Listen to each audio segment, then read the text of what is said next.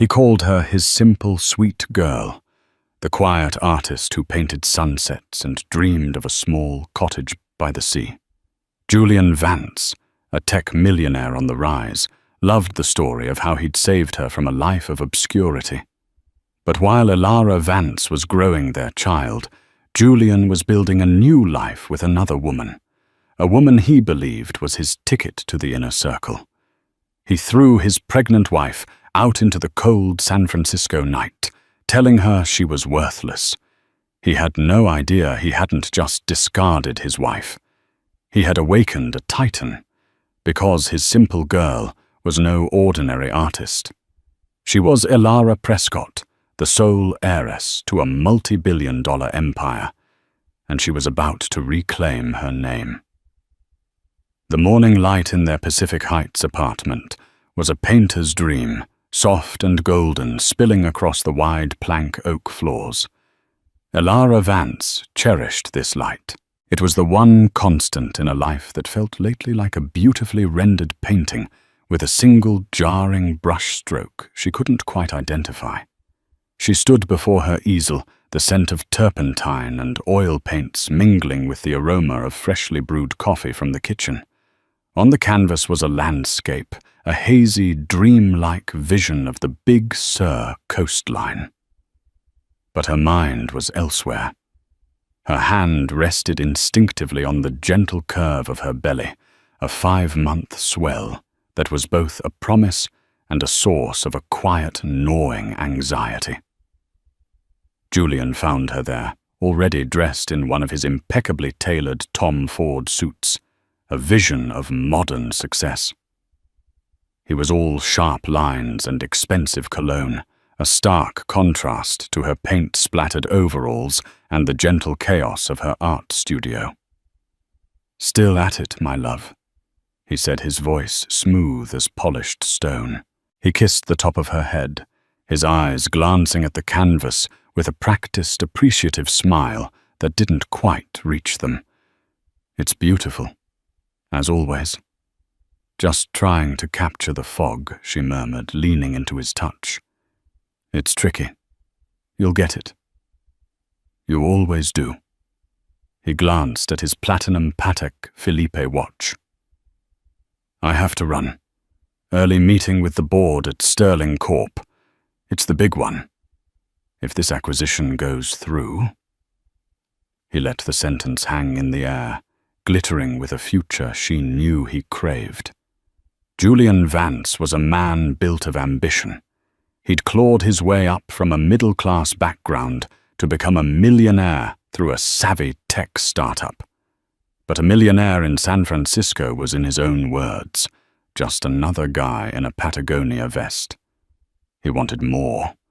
He wanted a seat at the table with the old money titans, the families whose names were etched onto university buildings and museum wings.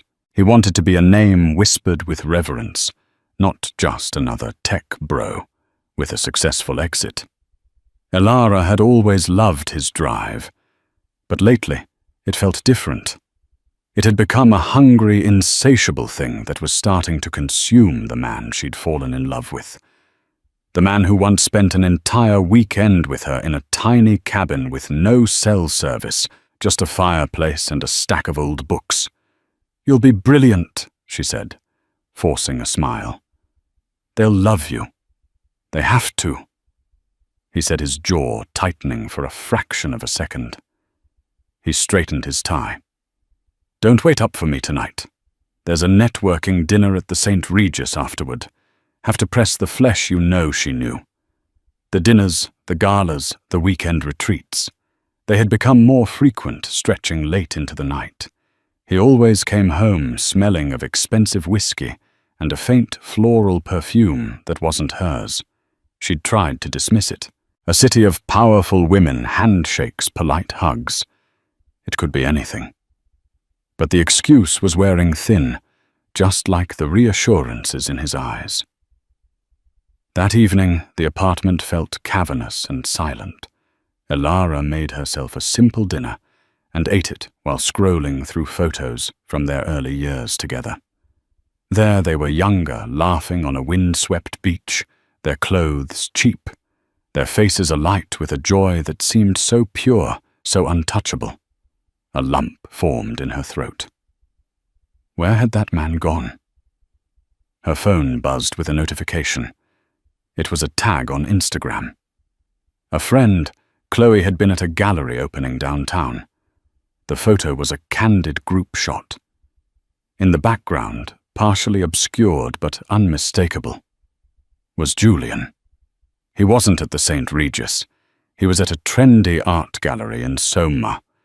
His arm draped possessively around the waist of a striking woman with fiery red hair and a dress that looked like spun gold. She was laughing, her head thrown back, her hand resting intimately on his chest. Elara's heart seized.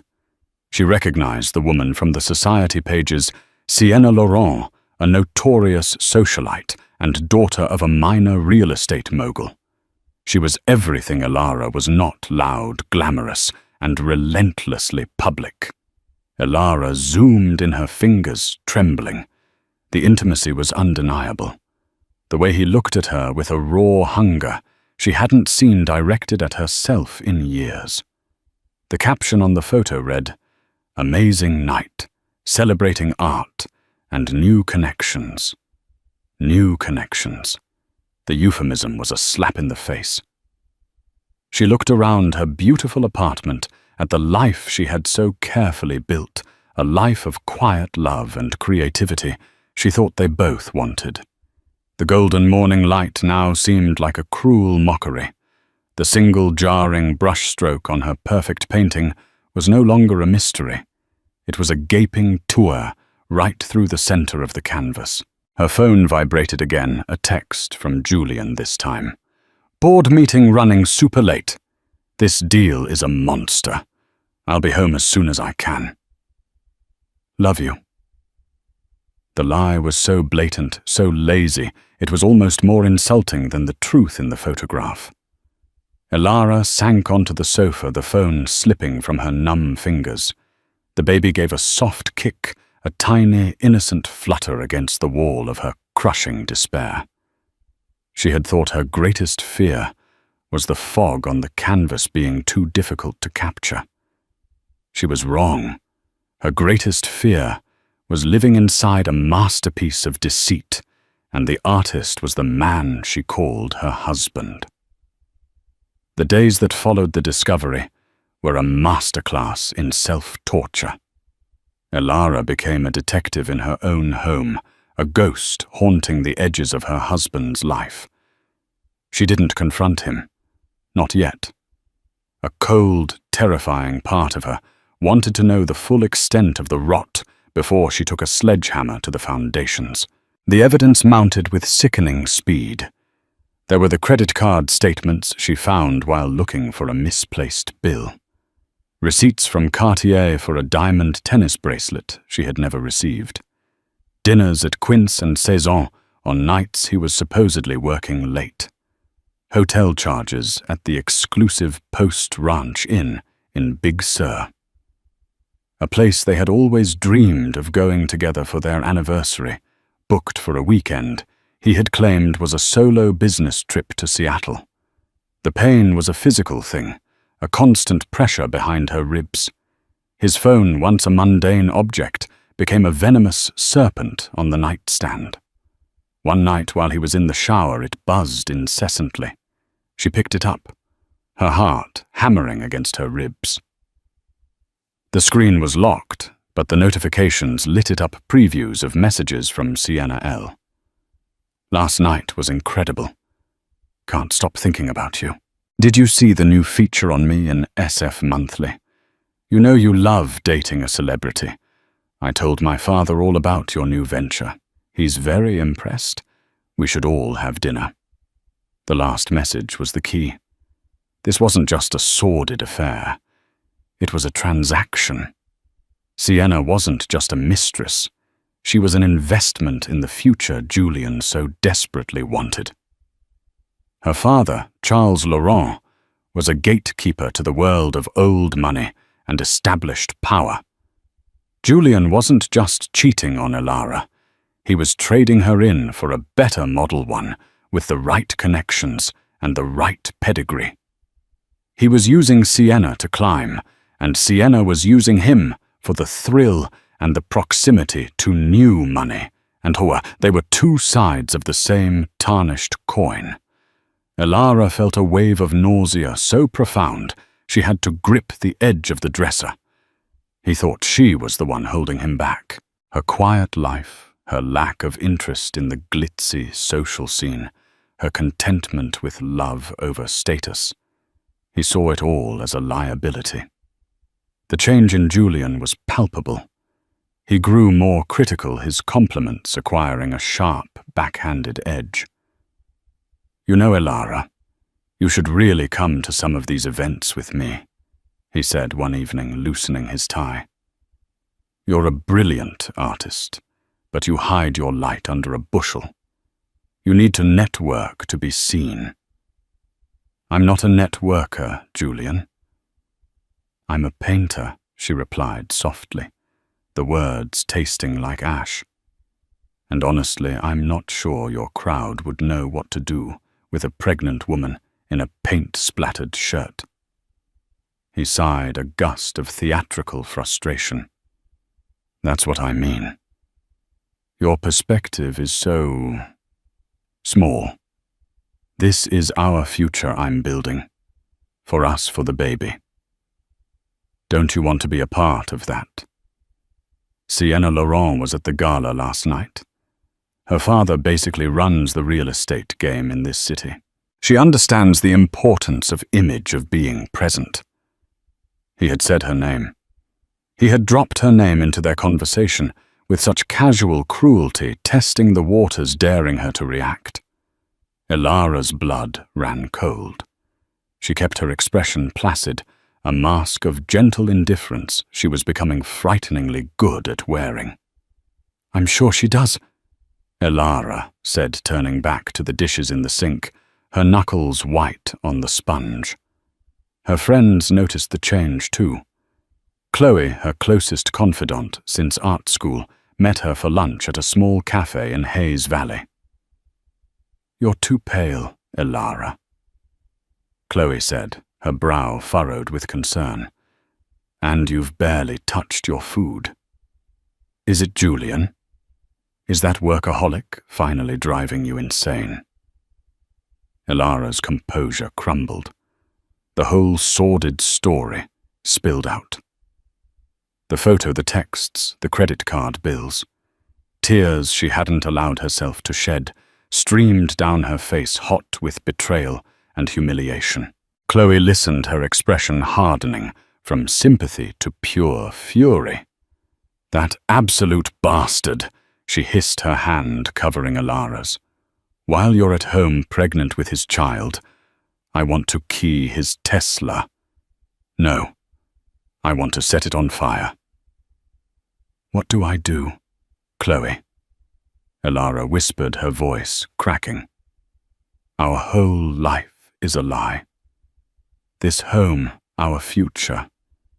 It's all built on his ambition and my supposed simplicity." "His loss," Chloe said fiercely. "He has no idea who he's messing with. He sees a quiet painter. I see one of the strongest women I know. You need to decide what you want. Do you want to fight for him?"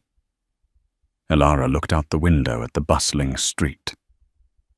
"Fight for him. Fight for the man who saw her, their child and their life together, as an obstacle to his social climbing. The man who was parading another woman around town while she nurtured the most vulnerable piece of them both." "No," Elara said, a sudden surprising clarity cutting through the fog of her grief. "I don't want to fight for him. I want to fight for me and for my baby." That night, the final piece of the puzzle clicked into place. Julian came home late, smelling strongly of champagne and Sienna's cloying perfume. He was agitated, pacing the living room as he talked on the phone in a hushed, urgent tone. "No, of course she doesn't know. She's completely oblivious. Thinks I'm a hero for working so hard. It's for the best, Sienna. A clean break. Once this sterling deal is closed, my position will be solidified. I can't be anchored to a quiet domestic life anymore. It's not the image I need. He was planning to leave her. After the deal was done. He was going to wait until he had secured his next rung on the ladder, and then cut the rope, leaving her to fall. The coldness of it, the calculated cruelty, extinguished the last embers of love she had been clinging to. He didn't see an anchor. He saw a dead weight. Elara slipped back into the bedroom, her movements silent. She stood in the darkness, one hand on her belly, and made a decision.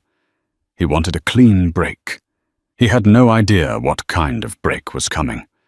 He thought he was in control of the narrative, the director of his own ascent. He thought she was just a minor character, a part of his origin story he was about to write out of the script. But he had forgotten to read her character's full biography, and the next chapter was about to be a shock. The storm broke on a Tuesday. It was a day like any other, grey and drizzly, the kind of San Francisco day that seeped into your bones. Elara had spent the morning on the phone, making arrangements she never thought she would have to make her voice steady and low. A stark contrast to the maelstrom inside her. She felt a strange, chilling calm. The time for tears was over. Julian was working from home, a rare occurrence. He was on edge, constantly checking his phone, waiting for the final confirmation of the Sterling Corp acquisition. This deal was his magnum opus, the transaction that would elevate him from a common millionaire to a serious player. He was so consumed by it that he barely noticed the quiet determination in Elara's eyes, or the way she moved through their apartment, not as a resident, but as a visitor taking a final look around. She waited until late afternoon when the light began to fade. She walked into his home office, where he was hunched over his laptop. She didn't speak, just placed a small velvet Cartier box on his desk. It was the box for the tennis bracelet. She had found it tucked away in the back of his closet that morning. He looked up, startled. His eyes darted from her face to the box, and a flicker of panic crossed his features. "Elara, what's this? I believe it's for Sienna," she said, her voice devoid of emotion. "I wouldn't want her to think you'd forgotten about her. I also found the receipts for your romantic getaway to Big Sur. I hope you two enjoyed the view. We always wanted to go there." The blood drained from Julian's face. The charming, ambitious mask fell away, revealing something ugly and cornered beneath. What are you talking about?" "You've been going through my things." "I've been opening my eyes," she corrected him calmly. She slid a manila folder onto the desk next to the box. Inside were printouts, the Instagram photo, copies of the credit card statements with the incriminating charges circled in red, transcripts of the text messages from his phone she had photographed while he slept. It was a comprehensive, damning portfolio of his betrayal. He stared at it, speechless. For a moment, she saw a flash of what might have been shame. But it was fleeting, quickly replaced by a defensive rage. He stood up, knocking his chair back. "So what if I have?" He snarled, his voice rising. "What did you expect? Did you really think this was enough for me? This quiet little life? Painting your sad little pictures while I'm out there, trying to build an empire. I need a partner, Elara, not a hobbyist." The cruelty of his words was breathtaking. "A hobbyist," she repeated, her voice dangerously low. "I am carrying your child, Julian. Is that a hobby too? A part of the quiet little life you're so desperate to escape? Oh, don't you dare use the baby against me." He spat, his face contorted with fury. Maybe the baby is the whole problem. A trap. A way to keep me anchored to this mediocrity forever. Sienna understands me. She understands ambition. She isn't afraid of the world. She wants to conquer it with me. Each word was a physical blow. He was not just confessing. He was eviscerating their entire life together. Everything she thought they had built. He was rewriting their history to cast her as the villain, the anchor holding back his magnificent ship. "I see," she said, her calm voice a stark contrast to his raving. "So this is it. This is who you really are." "Yes, this is who I am," he shouted, gesturing wildly around the apartment. "And I want this life back. I want my life back. I want you out. You want me out?" she asked, a humorless smile touching her lips. "Your pregnant wife. You want me to leave, yes? Now pack a bag and go. Go to your friend Chloe's. Go to a hotel, I don't care. I'll have your things sent to you. My lawyer will be in touch about the arrangements." He couldn't even say the word divorce. He waved a dismissive hand as if she were an annoying assistant he was firing. The finality of it, the utter lack of remorse, solidified something within her. The hurt was still there, a deep, cavernous wound. But surrounding it now was a wall of ice. She had given this man her heart, her body, her future. He had taken it all and deemed it worthless. "Fine," she said. The single word seemed to hang in the air, more powerful than all his shouting. She turned and walked to their bedroom, the one they had shared, and pulled a small, pre-packed duffel bag from the closet. It contained only the essentials. Toiletries, a change of clothes, a worn copy of her favorite book, and a small framed photo of her mother. She left behind everything he had ever bought her, the clothes, the jewelry, the life he had curated for her. When she walked back into the living room, he was on the phone, his back to her. "It's handled," he was saying, his voice low and triumphant. "She's leaving now. Yes, a clean break. We're free, Sienna." Elara walked past him without a word, her footsteps silent on the expensive rug. She opened the front door. The rain was coming down harder now, a relentless, cleansing torrent. She didn't look back. As she stepped out into the hallway, she heard him say one last thing into the phone, a final cutting remark meant for her to overhear. "Don't worry about her. She's a nobody. She has nothing. She'll be fine." The heavy door clicked shut behind her, a punctuation mark on the end of her life as Elara Vance. Standing in the dimly lit hallway, the sound of the San Francisco rain. Her only companion, she felt a profound sense of loss, but also something else, a flicker of liberation. He was right about one thing. Elara Vance was a nobody. She had nothing. But he was about to meet Elara Prescott. And she had everything. The first few hours were a blur of shock and cold, wet misery. Elara found herself walking aimlessly through the rain-slicked streets of Pacific Heights, the duffel bag a meager weight in her hand. The grand Victorian homes, once symbols of her shared life with Julian, now seemed to loom over her, their windows like judging eyes. Every laughing couple she passed, huddled under an umbrella, was a fresh stab of pain. He had called her a nobody. He had thrown her out, pregnant and alone, with the casual indifference of someone discarding old furniture. She couldn't go to Chloe. Not yet. She couldn't bear the thought of pity of her friend's righteous anger. She needed to be alone, to let the raw agony of the moment wash over her. She ended up at a cheap motel on Lombard Street, the kind with flickering neon signs and threadbare carpets. She paid in cash using the emergency $100 bill she kept tucked in her wallet. The room smelled of stale cigarettes and disinfectant. It was the absolute antithesis of her former life, and in a strange way that felt appropriate. She sat on the edge of the lumpy bed, the city lights painting shifting patterns on the grimy window.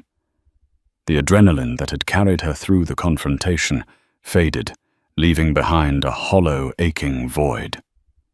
Sobs racked her body, raw and guttural sounds of a heart breaking. She cried for the man she had loved, for the baby, who would never know him as she once had, for the future that had been stolen from her. She cried until she was empty, until there were no tears left. In the depths of that despair, a new feeling began to surface. It wasn't hope, not yet. It was something harder, something forged in the fire of Julian's betrayal. It was resolve. He had underestimated her. He had looked at her quiet nature and mistaken it for weakness.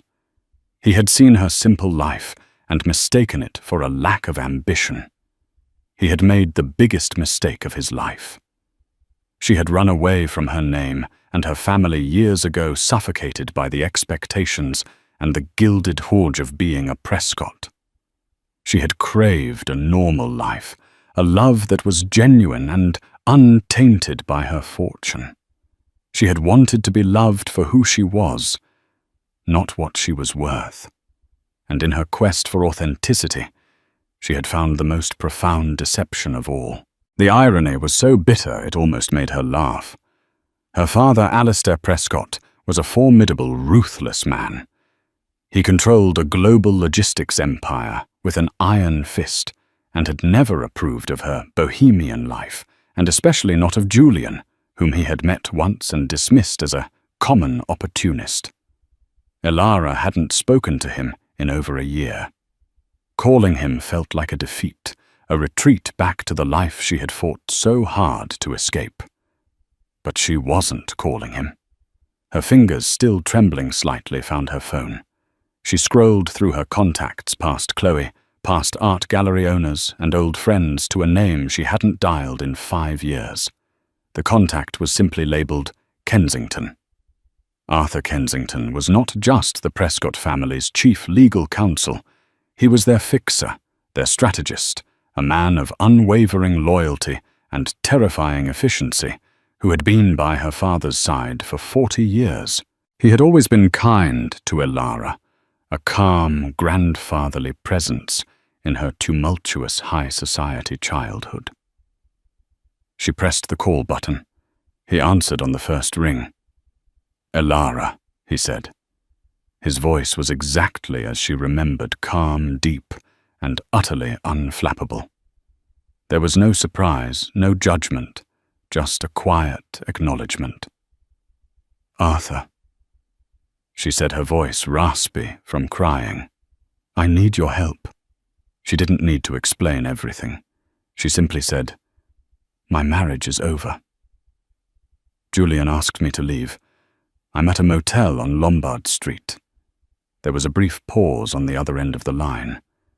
Not of hesitation, but of processing. Of gears turning in a mind that moved with the precision of a Swiss watch. "Stay where you are," he said. Finally, his tone shifting from gentle concern to crisp command. "Do not answer the door for anyone. Do not contact Julian. A car will be there in 20 minutes. It will be a black Mercedes Maybach. The driver's name is Thomas. He will ask you if you are expecting a package from Sterling. You will say yes. Do you understand?" The mention of Sterling, the name of the corporation Julian was so desperate to conquer, was a deliberate, chilling touch. "Yes," she whispered. "I understand." "Good girl," Arthur said, the old term of endearment, a soothing balm on her raw nerves. "We'll take care of everything. It's time you came home." 20 minutes later, A sleek, impossibly black Maybach glided to a stop in front of her motel room, its quiet purr a stark contrast to the rattling neon sign above. A man in a dark suit. Thomas stepped out and knocked softly on her door. Through the peephole, she saw his stoic, professional face. "Are you expecting a package from Sterling?" he asked through the door. "Yes," she replied, her voice steady. He opened the door for her. As she stepped out of the dingy motel room and into the plush, leather-scented interior of the Maybach, it felt like crossing a threshold between two worlds. The world of Elara Vance, the betrayed wife, the discarded nobody, was behind her. As the car pulled away, silently navigating the wet streets, Thomas handed her a tablet from the front seat. "Mr. Kensington asked me to give you this, Ms. Prescott. It's a preliminary asset and background report on Julian Vance and Sienna Laurent. He thought you might want to be brought up to speed." Her name. Miss Prescott. The sound of it was both foreign and familiar. She looked at the tablet. On the screen was a detailed dossier, complete with financial records, business holdings and personal associations. Arthur's team had already compiled a complete picture of the man who thought she had nothing. A slow, cold smile touched Elara's lips for the first time that night. Julian wanted to build an empire. He had no idea he had just declared war on one. The phoenix was rising, and she was ready to burn his carefully constructed world to the ground. The annual San Francisco Benefactors Gala was the pinnacle of the city's social calendar. It was a glittering affair, held in the grand ballroom of the Fairmont Hotel. A sea of couture gowns bespoke tuxedos and heirloom jewels. To be seen here was to have arrived. And tonight, Julian Vance was not just seen. He was celebrated. The news of his successful acquisition of Sterling Corp had broken that afternoon. It was the talk of the town. He had done it. He had single-handedly orchestrated a hostile takeover of a legacy manufacturing firm, a move that would triple his net worth and catapult him into the financial stratosphere. He stood near the champagne fountain, a glass of Dom Perignon in his hand. Sienna Laurent clinging to his arm. She was radiant in a crimson gown, her laughter loud and triumphant. They were the city's new power couple. "I knew you could do it, darling." Sienna purred loud enough for those around them to hear. "You're a shark, Julian. A beautiful, brilliant shark." Julian's chest swelled with pride. This was everything he had ever wanted. The deference in people's eyes, the hushed whispers of admiration, the weight of a truly powerful woman on his arm. He scanned the room, a king surveying his court. He felt a brief, fleeting thought for Elara. He imagined her huddled in some cheap apartment, crying over her canvases. A necessary casualty, he told himself. A footnote in his biography. He had sent his lawyer a preliminary divorce offer that morning, a settlement so insultingly low it was designed to make her go away quietly. He hadn't heard back. He assumed she was too devastated to even respond. As the evening's host, a silver-haired philanthropist named Eleanor Vance. No relation, a fact that had always secretly annoyed, Julian took the stage to begin the speeches. The grand ballroom doors at the far end of the room swung open. A man stepped through, flanked by two others, in dark, impeccably tailored suits. He was in his late 60s, with a mane of silver hair, and a presence that commanded instant silence. He wore a simple dark suit, yet he radiated more power and authority than anyone else in the room. It was Arthur Kensington. A ripple of confusion and recognition went through the crowd. Arthur Kensington never attended social events. He was a creature of the boardroom and the courtroom, a legendary legal mind, who operated in the shadows on behalf of one of the world's most reclusive and powerful families. His presence here was an anomaly, an omen. Julian felt a prickle of unease. He recognized Kensington from financial journals. What was he doing here? Arthur Kensington walked calmly toward the stage, his footsteps echoing in the suddenly quiet room. He nodded respectfully to Eleanor Vance, who looked completely bewildered, and took the microphone. "Good evening." Arthur's voice boomed through the speakers, calm and resonant. "Forgive the intrusion. My name is Arthur Kensington. I am Chief Counsel for the Prescott family and Prescott Global." A collective gasp went through the ballroom. The Prescott name was legend. A dynasty shrouded in privacy survives, their wealth estimated to be in the tens of billions, their influence touching every corner of the globe. Julian's heart began to beat a little faster. He exchanged a confused look with Sienna. "I am here tonight on behalf of the family's sole heiress." Arthur continued, his eyes scanning the crowd until they landed with laser-like precision on Julian Vance, an heiress who for the past several years has chosen to live a quiet life here in San Francisco, seeking privacy and authenticity away from the burdens of her name. Many of you know her, though you did not know who she was. The tension in the room was thick enough to taste. Julian felt a cold dread begin to creep up his spine. It couldn't be. It was impossible.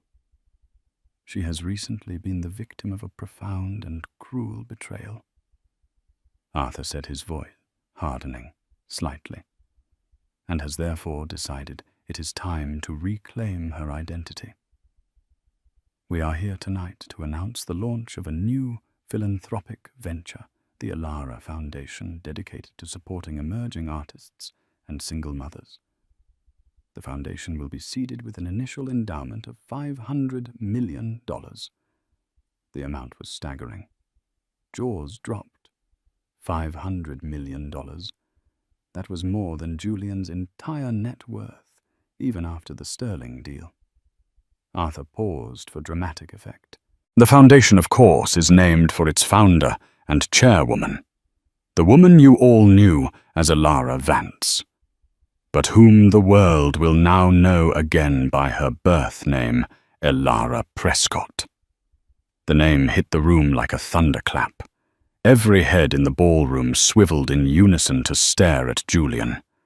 His face was a mask of pure, unadulterated shock. His skin was ashen, his mouth slightly agape. The Dom Perignon glass slipped from his numb fingers and shattered on the marble floor. Sienna Laurent took a half-step back from him, her eyes wide with horrified realization. The man she had attached herself to, the man she thought was her ticket to the next level, was not a shark. He was a fool who had just thrown away the Hope diamond because he thought it was a piece of glass. She looked at Julian with a new expression, utter contempt. Julian's mind was reeling. Elara. His quiet, simple Elara. A Prescott, the shy artist who wore second-hand clothes and drove a 10-year-old Subaru, was the heiress to one of the largest fortunes on the planet. It was a cosmic joke, a nightmare from which he couldn't wake. All his striving, all his desperate climbing, all his machinations to get a seat at the table. And he had been married to the woman who owned the table all along. He remembered his last words to her. "She's a nobody. She has nothing." The memory burned through him with the force of a physical acid.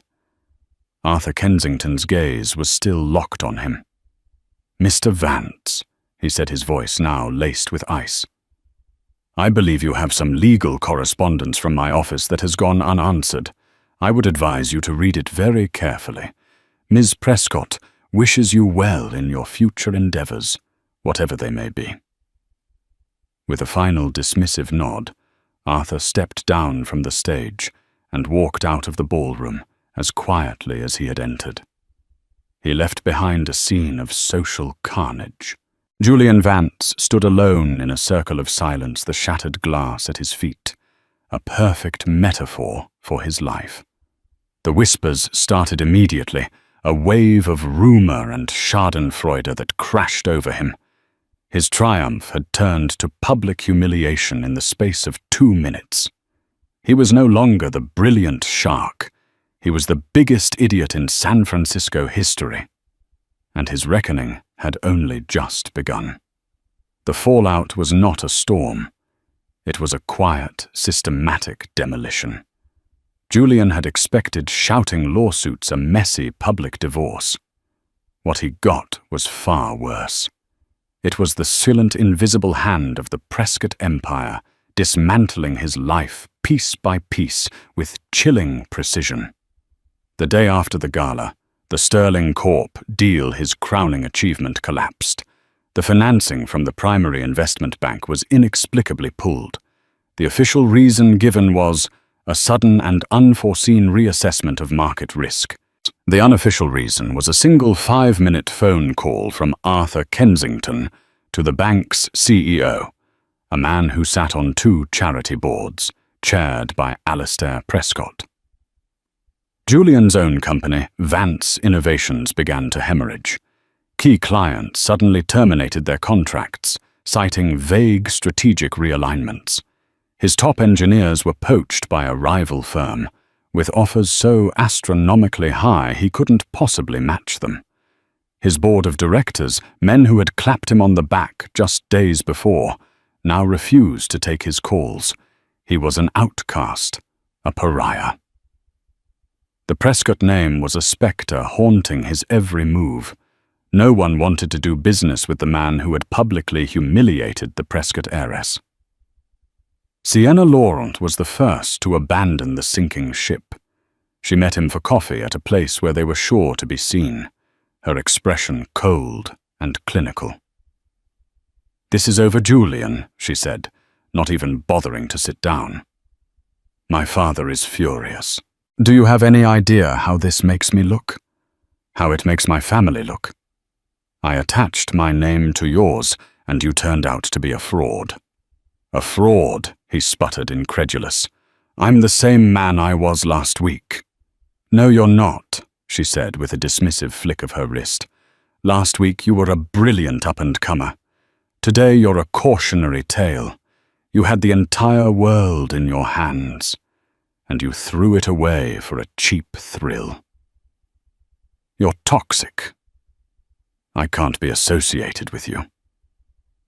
She turned and walked away without a backward glance, leaving him to pay the bill. His life became a series of closed doors.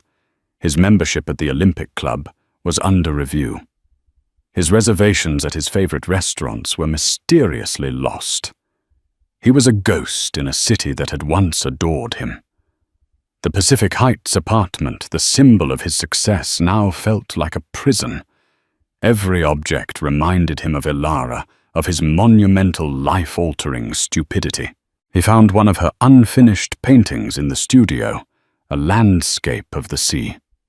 He realized now she wasn't painting a simple cottage. She was painting the view from the private Prescott estate in Carmel, a place he would never see. Finally broken and desperate, he managed to get a message to Elara through her new lawyers, begging for a meeting. She agreed.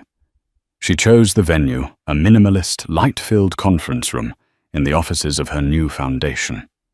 When Julian was shown in, he was struck by her transformation. She was no longer the soft, unassuming artist.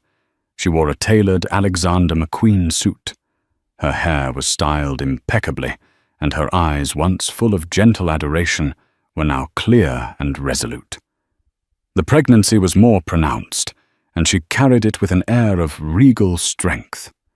She was every bit the Prescott heiress. "Elara," he began, his voice cracking. "I am so sorry. I was a fool. An arrogant, blind fool. I didn't know. "That's the point, Julian," she interrupted, her voice calm and even. "You didn't know. Your love, your respect. It was all conditional on my perceived status. You didn't love Elara, the artist. You would have loved Elara Prescott, the heiress, and I can't forgive that. You didn't just betray our marriage. You betrayed the very idea of unconditional love I was so naive to believe in." "Let me fix it," he pleaded, taking a step forward. "I'll do anything. I love you. I realize that. Now. I love you, and I love our baby."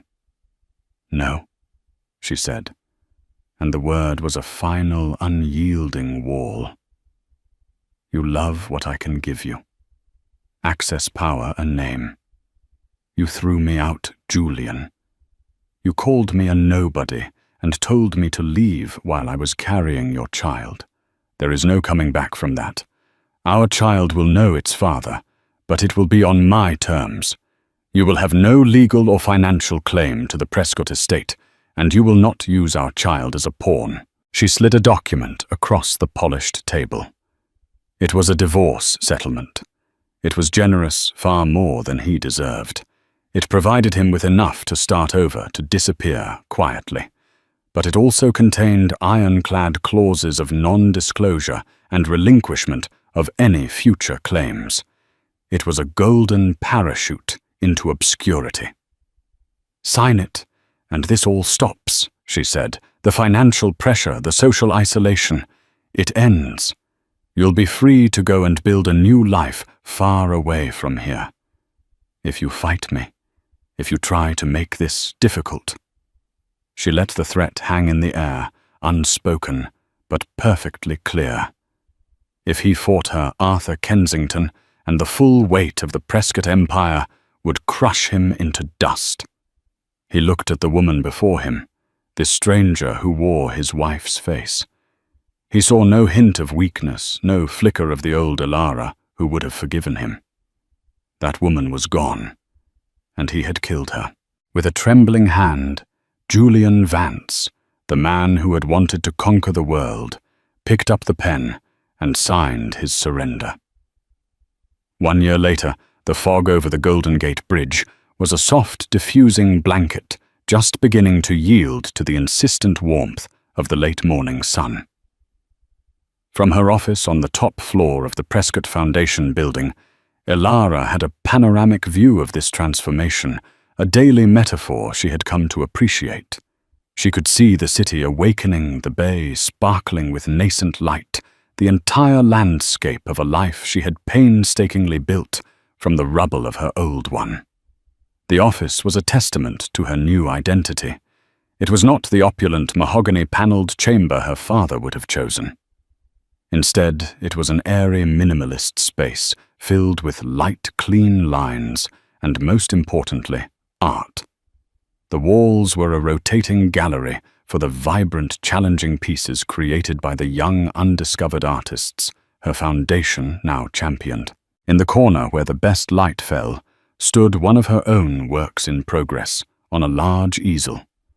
It was a powerful and abstract piece, a maelstrom of deep blues, fiery crimsons, and defiant streaks of gold leaf. Her style had been reborn alongside her.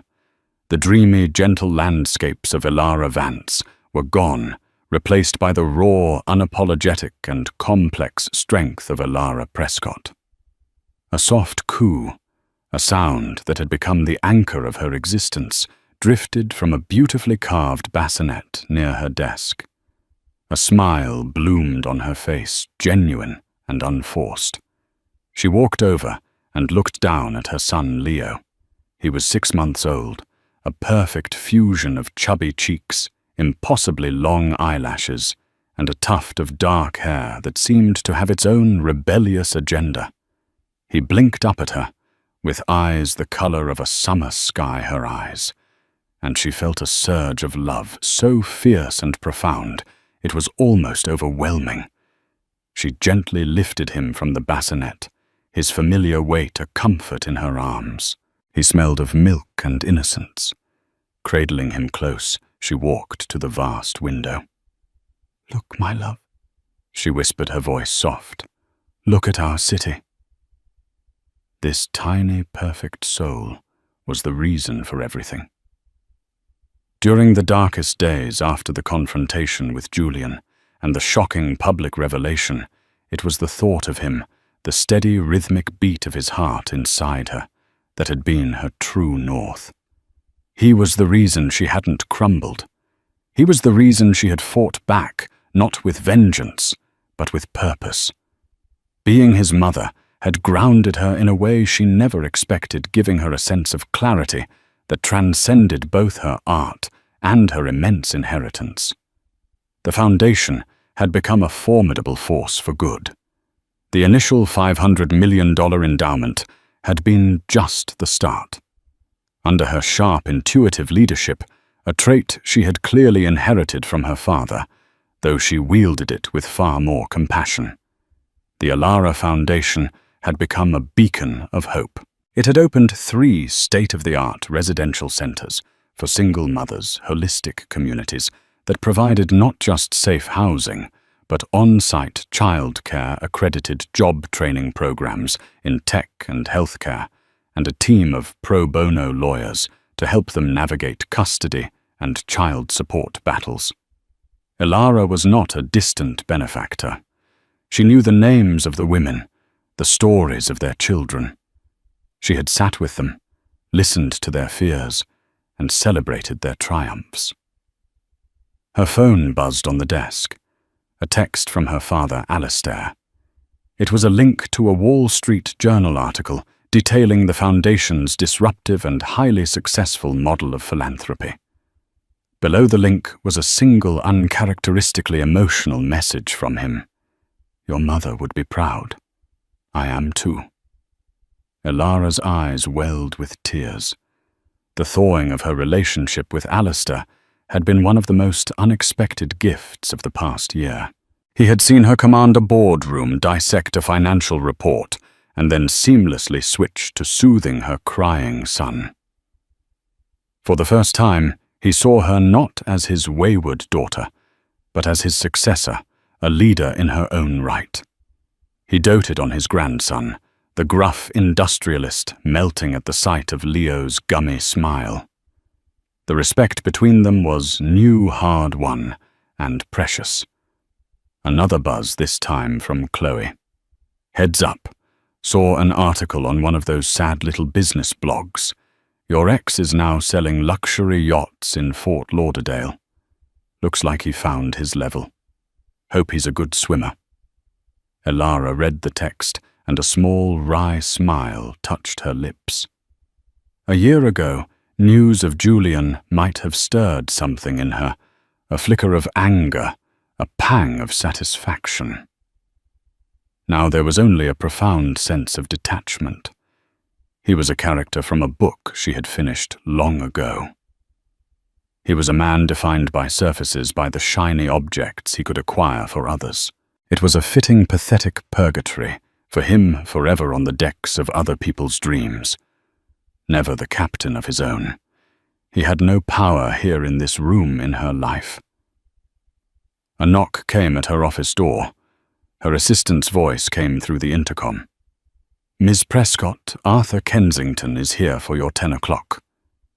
"Send him in, thank you," she replied.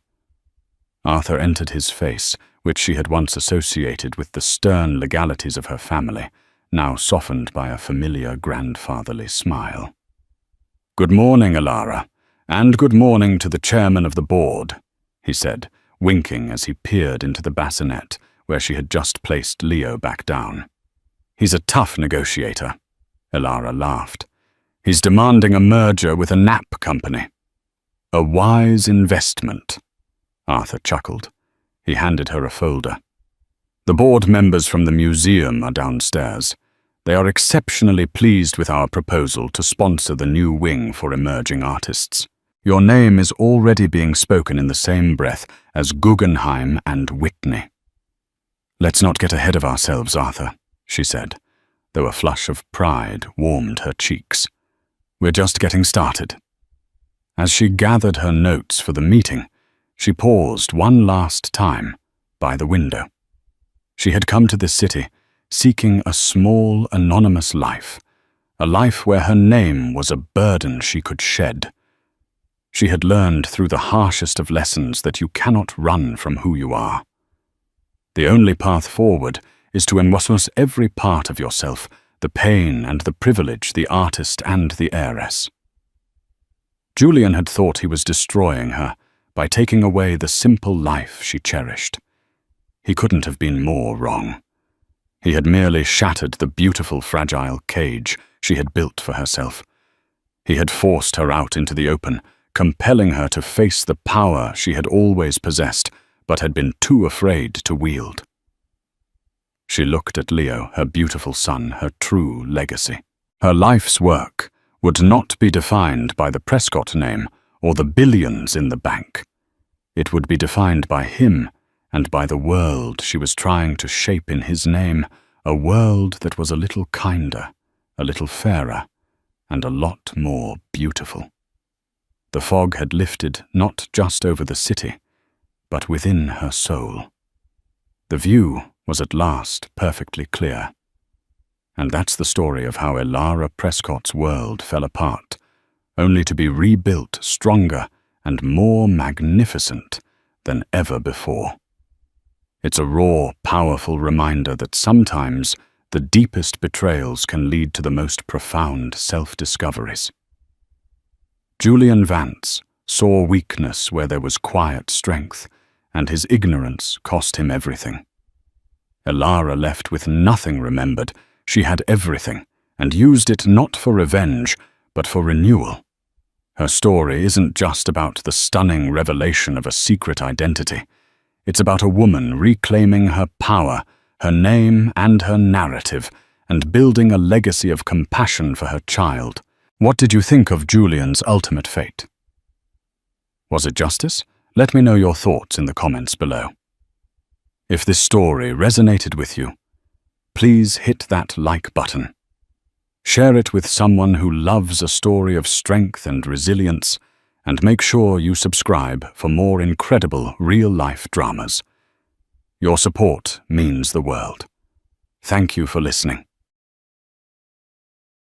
The winter wind bit through her threadbare coat, but Sarah Donovan barely noticed.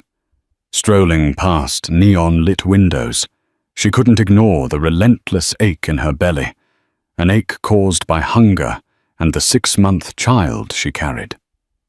Shivering on the sidewalk, she glanced up at a massive TV screen, blaring the nightly financial news. There, beaming under the bright studio lights, was a man she once promised to love forever.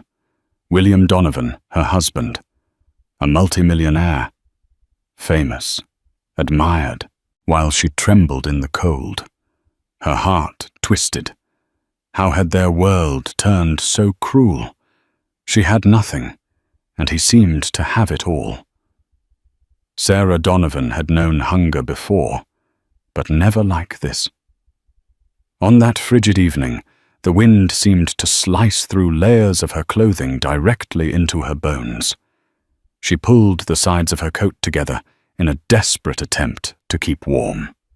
Through the swirling snowflakes, she could just make out the bright flashing monitors in Times Square. On the largest screen, a familiar face, William Donovan, appeared. His name scrolled in large letters. Tech Investor of the Year. Applause thundered behind him in the recorded clip. Brightly lit, he was addressing a hall filled with wealth power and cameras from CNN, CNBC, and local networks. Sarah couldn't tear her eyes away. That face, the strong jaw, the slight smile that once reassured her everything would be all right. Now he looked polished, exuding confidence. She hadn't seen him in person for almost a year. Her chest clenched with memories of the day he walked out, arguments about money and ambition overshadowing their love. She'd tried to reason with him to support him, but each conversation ended in a new fight, culminating in the shocking decision he would succeed alone. The flickering billboard cut to a montage of images, William shaking hands with Mark Cuban at a tech conference, then introducing a pioneering piece of software in Silicon Valley. Sarah saw glimpses of glamorous parties William in a tailored tuxedo, accompanied by men and women she had never met. The talk show host concluded the segment by proclaiming, "William Donovan, America's newest business sensation." Then the screen blinked to a car commercial. Just like that, he vanished into the night. Sarah blinked back tears. There was a time William's arms had been her warm refuge, promising they'd face every storm side by side. And now, pregnant with his child, she walked alone on icy sidewalks, scrounging for a place to sleep. She was determined not to cry, but her emotions overwhelmed her as she gazed up at the ironically beautiful Christmas lights decorating the city. By all appearances, the world around her was celebrating, and she was surviving. Barely. She pressed a hand against her abdomen, feeling the slightest kick. "I'll take care of you," she whispered to the life inside her. It was a promise she intended to keep, though at that moment she wasn't sure how. When she turned away from the screen and stumbled onward, her foot snagged on a piece of broken pavement. A stinging pain shot through her ankle, and she nearly collapsed. She bit down a cry, scanning the crowd for help, but passers-by, preoccupied with their own rush of errands and holiday shopping, scarcely gave her a glance. That's what life had become after she left the small studio in which she and William once lived, alone, invisible. Sarah's pride was bruised, but she refused to crumble. She passed by a bakery. Through the window, the smell of fresh bread made her stomach twist. She had to preserve her last dollar for the cheapest motel, a place with peeling wallpaper and barely functioning plumbing, but at least it was indoors. She stepped inside, bought a small roll and devoured it in 3 bites. Outside again, the wind roared, intensifying the city's clamor. Still clutching her abdomen, she decided that tomorrow everything had to change. She would find a job. She'd scour the city for help. She would not let her child enter this world with nothing but sorrow. But for tonight, she needed a place to rest, a place that wasn't some abandoned corner or shadowed alley. Even if it cost her last few dollars, she had to prioritize the safety of the life inside her. As Sarah walked away from the mesmerizing screens of Times Square, one thought pulsed in her mind. Her husband, the man she had once loved beyond reason, was thriving. And here she was, pregnant and alone. Could the chasm between them grow any wider? Long before he was the darling of business magazines and tech summits, William Donovan was a daydreamer, writing code in the corner of the local university library. Sarah remembered the first time she saw him. It was her sophomore year, and she was majoring in English literature at Columbia. The library's back table had been her favorite spot, quiet, perfect for reading. She noticed him a junior in computer science, leaning over a laptop with an exasperated scowl. Curious and drawn by the intellectual frenzy in his eyes, she'd asked, "Need any help?" Although Sarah barely understood advanced programming, the question sparked the first real conversation they ever had. William's exhausted face broke into the shyest of smiles, and she recalled thinking, "He's kind of cute under all that stress." They chatted about his class project, an algorithm for data compression. Sarah confessed she was more comfortable discussing Shakespeare than software, and he teased her gently. From that moment on, they were a constant presence in each other's lives. Their connection seemed effortless.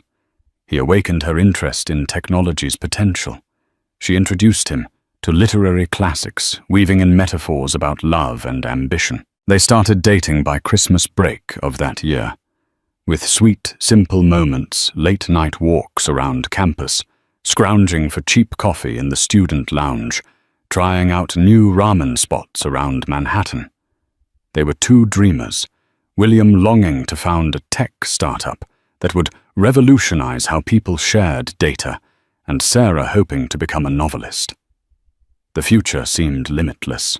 She could still feel the way he used to grasp her hand whenever she doubted herself, as if to say, "We'll get through anything." Yet as graduation approached, financial stresses haunted them. William, determined to compete in the tech world, pitched his software to small investors, but faced constant rejection. Sarah, meanwhile, struggled to get traction for her short stories, or even land a decent internship. Their families offered little financial support. William's parents, proud owners of a modest real estate business in upstate New York, expected him to follow a more traditional path and often expressed skepticism toward his entrepreneurial obsession. Sarah's mother, whose chronic illness drained the family's savings, couldn't help beyond a few encouraging phone calls. When they got married in a humble civil ceremony right after graduation, they were brimming with hope. Their honeymoon was a short weekend, spent in a budget motel near Niagara Falls, the only getaway they could afford. But they didn't care. What mattered was their shared devotion. They returned to New York City, renting a cheap studio apartment in Queens. William coded into the late hours, while Sarah worked as a barista by day and scribbled short stories by night. Their love burned like a bright flame until cracks began to form. William became consumed with success, obsessed, really. Each failed pitch to an investor sent him into a silent downward spiral that led to outbursts. Sarah tried to reassure him that failure was part of the journey, but her optimism only irritated him. As months dragged on, the bills piled up. William grew desperate, dabbling in risky deals with shady angel investors. They had endless arguments about money. When success finally arrived nearly 2 years into their marriage, with a major investor, Kevin O'Leary from Shark Tank, buying into William's new software idea, Sarah hoped that would ease the tension. But ironically, it only magnified their differences. William was suddenly thrust into corporate meetings, traveling across the country, networking with high-profile entrepreneurs.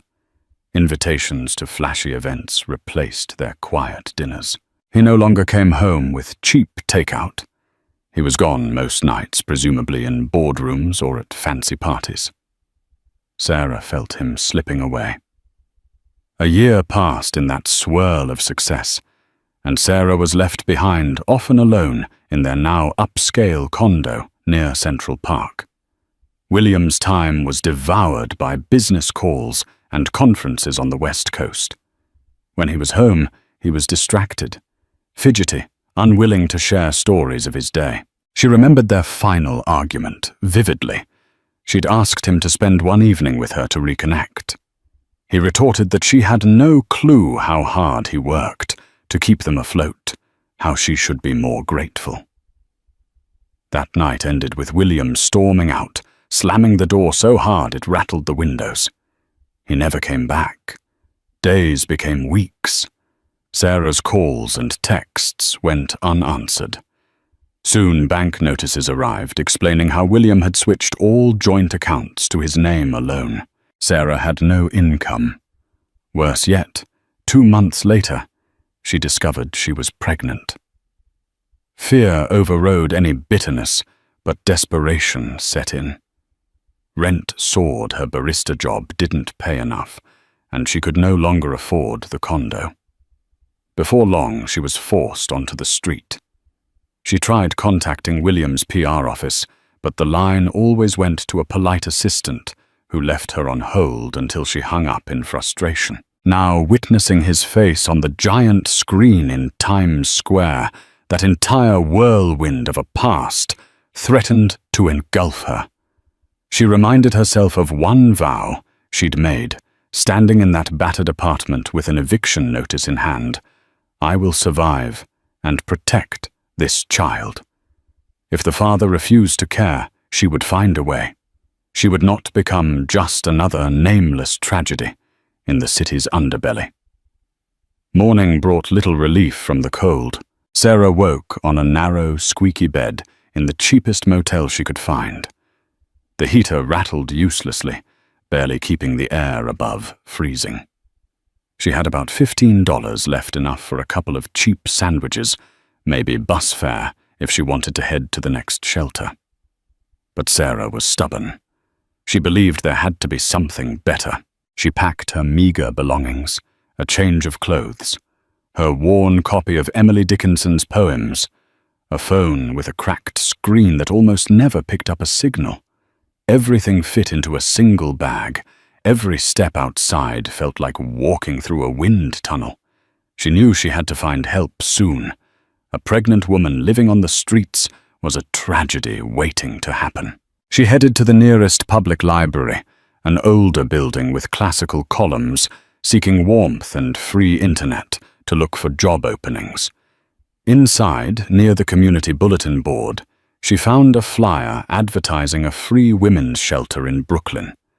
It promised hot meals counseling and prenatal support. She tore off the address tab. This might be my best chance, she thought, shoulders relaxing slightly for the first time in days.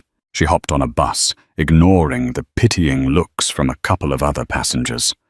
Upon arrival, she found the shelter nestled in a quiet neighborhood.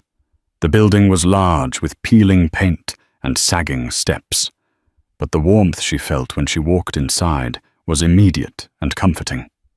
A friendly volunteer named Rebecca greeted her with a kind smile.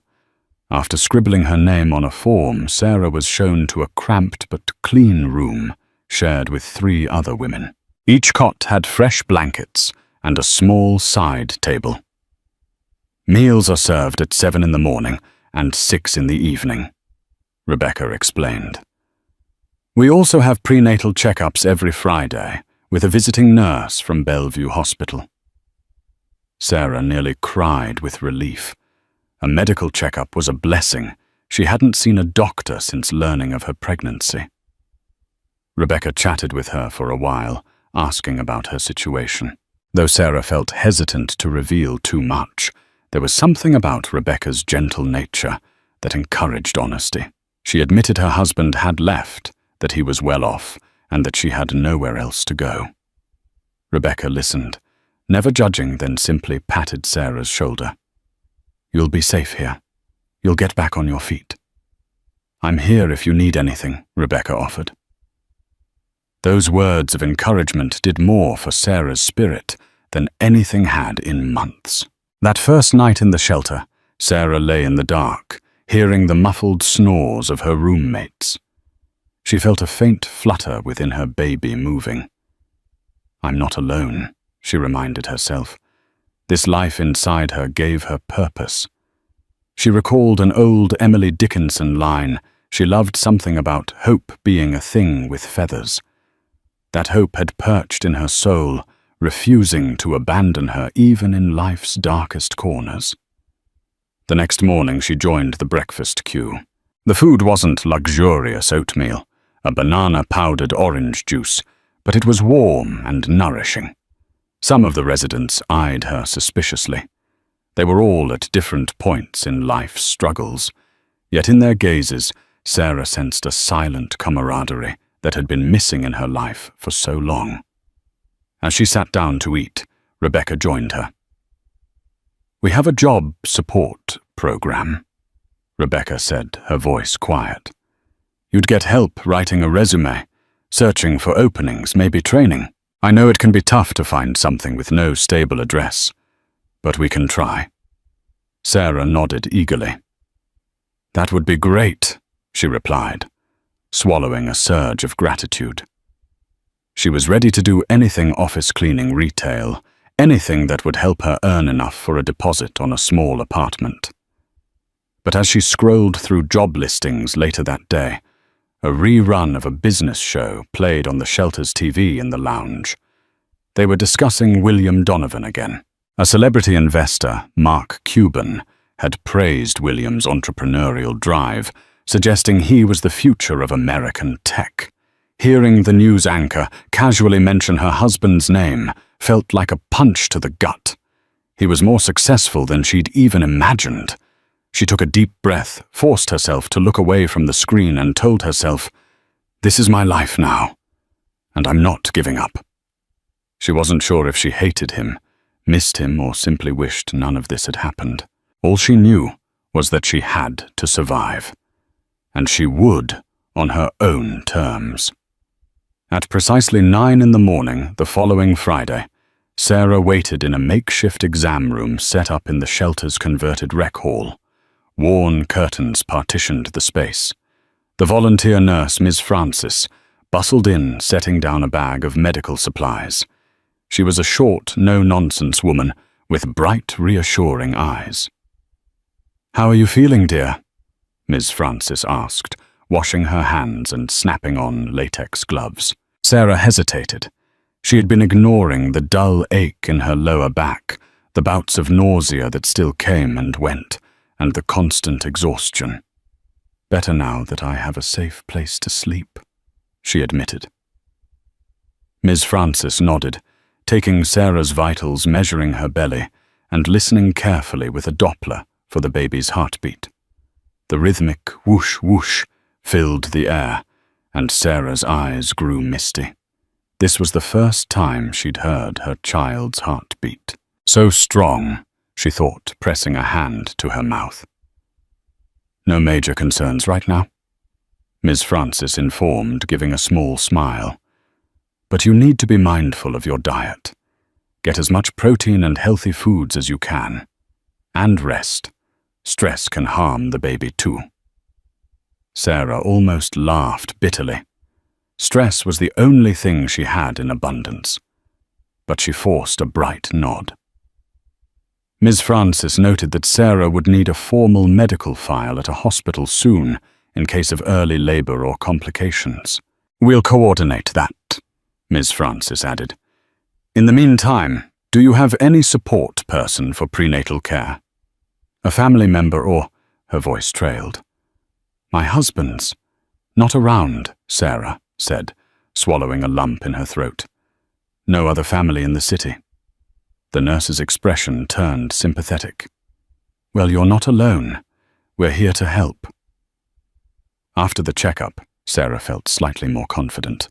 The baby was healthy. That knowledge was the anchor she clung to. She spent her afternoons in the job support program, brushing up her typing skills, practicing interview responses with a counselor named Janet. Her English degree helped. She applied for positions as a receptionist, an editorial assistant, or even a part-time tutor. Most responses came back negative. Employers didn't want someone with an unstable address, or they required advanced certifications. But Sarah persevered. Days turned into weeks. The bulge in her belly became more pronounced, and so did the heaviness in her heart. She tried to keep track of the outside world, scanning newspapers in the library for job ads, occasionally glimpsing headlines about William Donovan's skyrocketing success. One day the paper featured a photograph of him leaving a high-end restaurant with a tall, elegant woman wearing designer clothes. The photo caption labeled her as Madeline Ashford, potential new business partner. Sarah's throat tightened. She glanced at her own reflection in the library window. Rumpled coat eyes ringed with fatigue. If William had moved on personally, was she even a memory? That evening her back pains grew sharper, and she realized with dread that her pregnancy was entering a stage where she would soon need consistent medical care. She couldn't keep skipping checkups or rely solely on the shelter nurse. She also worried about finances, diapers, baby clothes, a crib. Where would she get them? She'd joined a waiting list for government assistance, but bureaucracy moved at a snail's pace. Sarah found herself weeping some nights, the future an ominous shadow. Yet each morning she recalled the baby's heartbeat, reminding herself there was no choice but forward. One particularly cold day, she forced herself to walk 3 miles in the slushy streets to follow up on a potential receptionist position. She arrived soaked and shivering. Her hopes rose when the manager, a kindly older woman, offered a temporary role answering phones at a small publishing company. The pay was minimal, but it was something. She'd start Monday. Sarah left the office hugging a folder of paperwork and feeling a glimmer of pride. I'm making progress. When she returned to the shelter, though, she found Rebecca pale-faced in the hallway. We need to talk, Rebecca said quietly, leading Sarah to a corner. Apparently an acquaintance of Sarah's had come by looking for her, a man with slicked-back hair and an expensive suit. He left a business card that read, Donovan Enterprises. Sarah's heart hammered. She stared at the card, the swirling black and gold letters. Did he say anything she managed to ask? Just that he needed to speak with you regarding a personal matter. Sarah's mind whirled. Could it be William's lawyer? One of his personal aides? Did William know she was pregnant? She never thought he would actually search for her. A swirl of anger, fear, and a strange residual hope filled her. She resolved to call the number. Maybe it was finally time for a confrontation, a reckoning.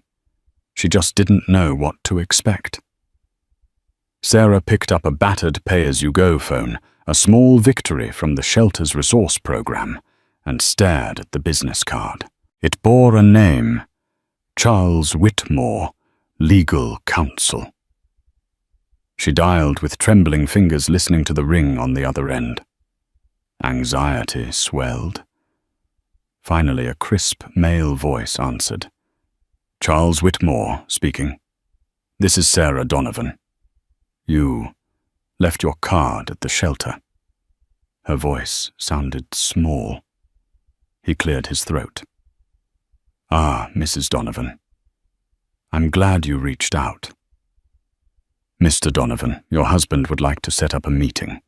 It's in regard to finances and certain changes to his estate. A chill ran down her spine. Was this about a divorce? She almost panicked at the thought, but she maintained composure. Why now? She asked. The question came out bitterly. Ma'am, I only have instructions to coordinate your meeting. Could you come by the Donovan Enterprises office downtown on 5th Avenue? Sarah hesitated. I can't. Not immediately. She had a job orientation.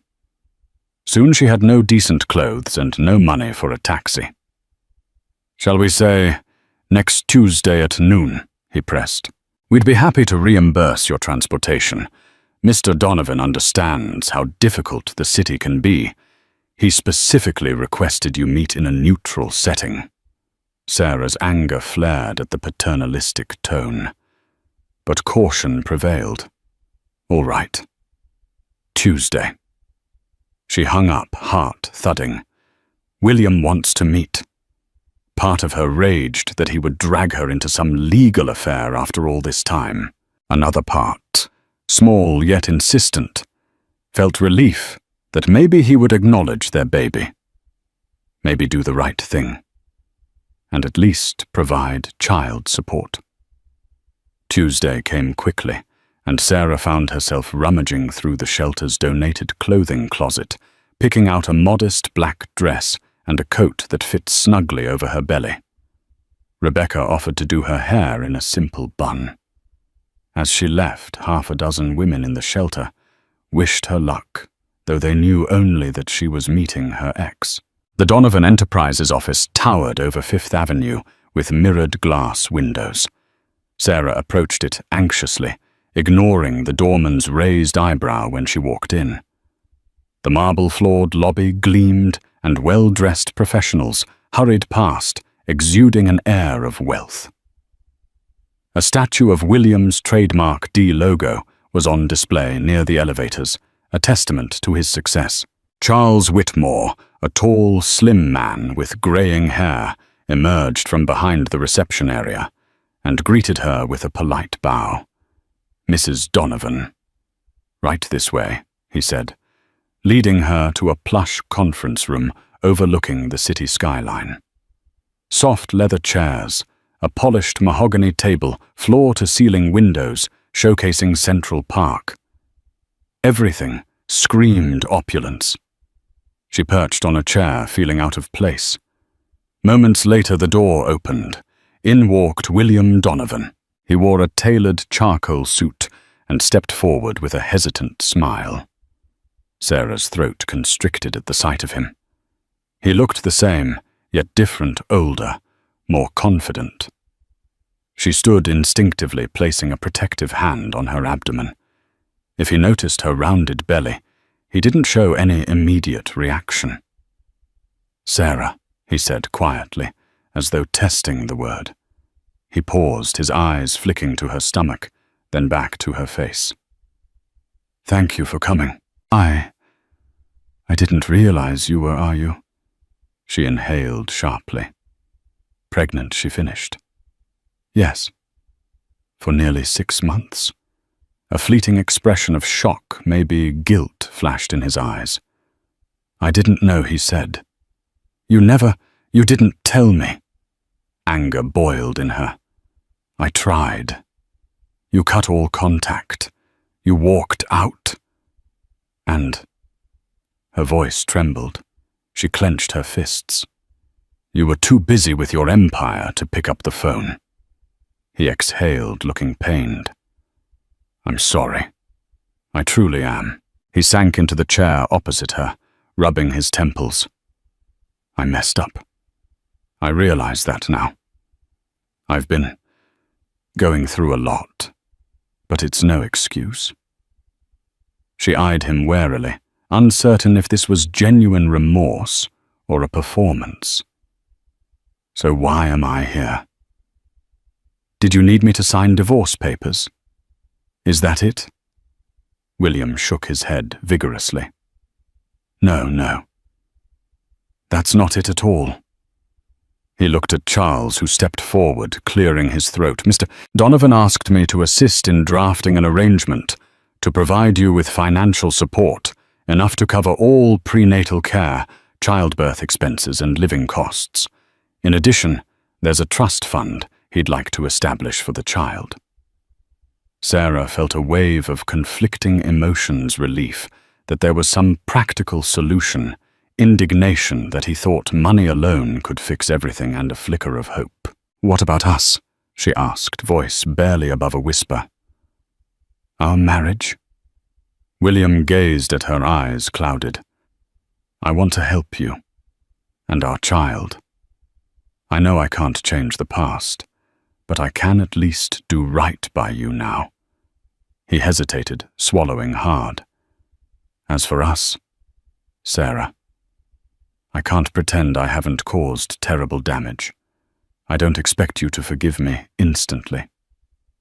But maybe with time, she wasn't sure how to respond. It felt like they were strangers. She realized she was trembling. "He's acknowledging the child," she told herself. That was step 1. Charles laid out documents referencing monthly allowances, coverage for medical bills, etc. The amounts were staggering. Sarah had never seen such figures. She could live comfortably, rent an apartment, and never worry about basic needs again. But guilt gnawed at her. Should she accept this? She eyed William, her voice wavering. "Why now?" she asked. "Why not?" Before William's face was taut. "When I saw you disappeared from our condo and heard rumors you were struggling, I tried to locate you, but I was overwhelmed with expansions, new deals, then the pandemic of responsibilities. I kept putting it off." He inhaled, pained. "That was wrong. I realized I couldn't move forward, knowing you might be suffering. You deserved better." "Damn right I did," Sarah muttered, tears burning her eyes. She glanced at the legal documents. They were a band-aid solution. Maybe it was an answer for the baby. Yet a single question lingered. Could William Donovan possibly be part of my life again? She didn't sign anything that day, telling Charles she needed time to think. William offered to call her a car, but she declined, wanting to walk back to the shelter to clear her head. He handed her a card with his personal cell number, the only item that felt remotely intimate. She left the grand building uncertain whether she was stepping toward salvation or heartbreak. That evening, Sarah returned to the shelter in a daze. She found Rebecca in the kitchen, dishing out bowls of soup to the residents. Feeling the weight of the day pressing down on her, Sarah pulled Rebecca aside and recounted the surreal encounter with William Donovan. She showed her the paperwork, baffling sums of money that could turn her life around. That's... wow, Rebecca breathed, flipping through the pages. I've never seen so many zeros on a support agreement. She paused. So what are you going to do? Sarah sighed, sinking into a chair. I don't know. Part of me feels like taking this money is the only logical choice. The baby deserves a stable life, not a mother stuck in a shelter. But another part, she rubbed her belly. I'm scared he's just trying to buy off his conscience. If I sign, do I lose my dignity? Rebecca placed a gentle hand on Sarah's shoulder. It's not about dignity, Sarah. It's about providing for your child and yourself. You've sacrificed so much. You deserve some security. That doesn't mean you have to let him back in your life unless you want to. Those words calmed Sarah slightly, but her mind remained unsettled. She recalled her once blazing love with William, how they'd giggle over cheap pizza late at night, how she'd fallen asleep on his shoulder while he read his code aloud. Is that man still in there, beneath the polished millionaire facade, she wondered. A part of her yearned for closure or even a chance at reconciliation. But the hurt was fresh, the betrayal still raw. The baby's well-being, however, was paramount. That same night, she carefully reviewed the documents, scribbling notes and questions in the margins, wanting to ensure she wasn't signing away any rights inadvertently. If William was sincere in his remorse, maybe she could start by accepting financial support, then see if anything else could be salvaged later. She set the papers aside, resolved to meet with Charles again in a few days. Meanwhile, Sarah's new part-time receptionist job started. She commuted by bus, then hopped the subway to a modest building in Midtown, stepping into the small publishing house. The environment was busy, yet casual stacks of manuscripts, coffee mugs on every desk, editors arguing about grammar. On her first day, she answered phones, directed visitors, and fetched coffee for staff meetings. By lunchtime, she was exhausted, but a gentle wave of triumph swelled inside her. I'm working. I'm making strides. During a brief break, she scrolled her phone and saw a new message from William. Please let me know if you have any questions about the agreement. Also, I hope you're doing well. That was all. So formal, yet tinged with a cautious warmth. Sarah stared at the screen, unsure how to reply, eventually typing a short, I'm still thinking. I'm safe. Thanks. She pressed send. Her heart hammered, but she forced herself to focus on her tasks. Over the following week, she gradually came to a decision. She agreed to sign the financial support arrangement, but made it clear to Charles Whitmore in an email that she didn't want William controlling her life. She insisted on having her own apartment in her own name, a modest but comfortable place near the shelter, so she could remain in the supportive environment until she felt truly stable. She also wanted the freedom to make medical and personal decisions for the baby. If William truly wanted to be involved, they could discuss visitation and co-parenting later. To her astonishment, William agreed to all of it, no arguments. He forwarded a preliminary lease for a small 2-bedroom in a decent neighborhood, the rent fully paid for a year. Sarah felt a surge of relief. He's taking responsibility, she thought. Maybe there was a shred of the old William left.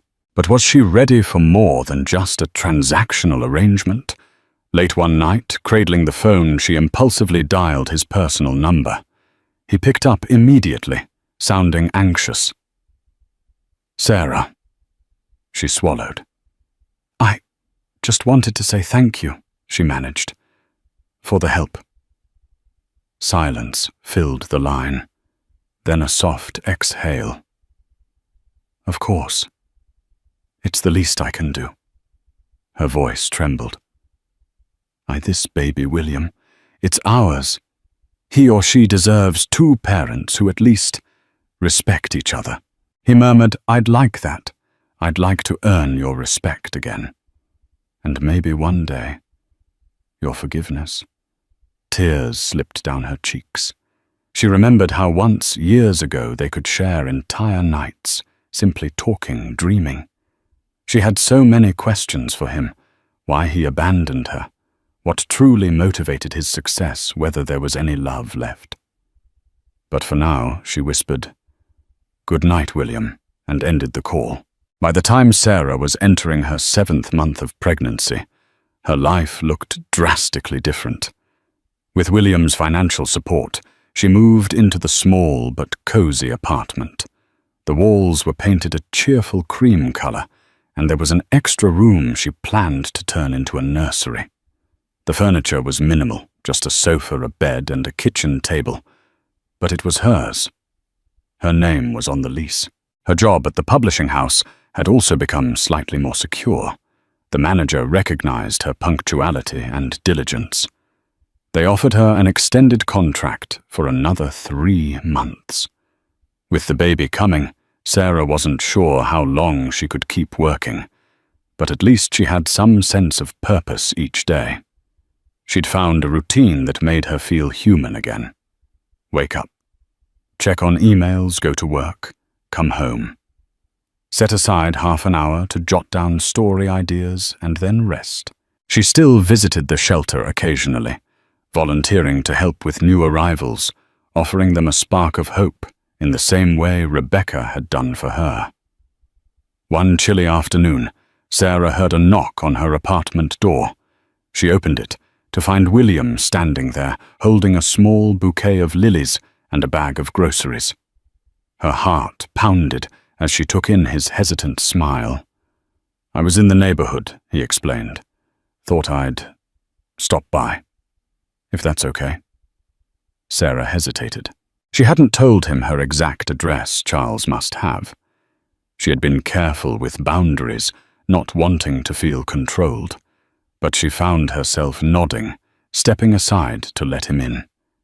He handed her the flowers, which she placed in a vase on the kitchen table. "I brought some things," he said, lifting the grocery bag. "Fresh fruit, vitamins, and a new jacket for you. The weather's getting colder." The gesture caught her off guard. "Thank you," she managed, smoothing her hand over her growing belly. His eyes flicked to the apartment, taking in the bare walls and modest furnishings.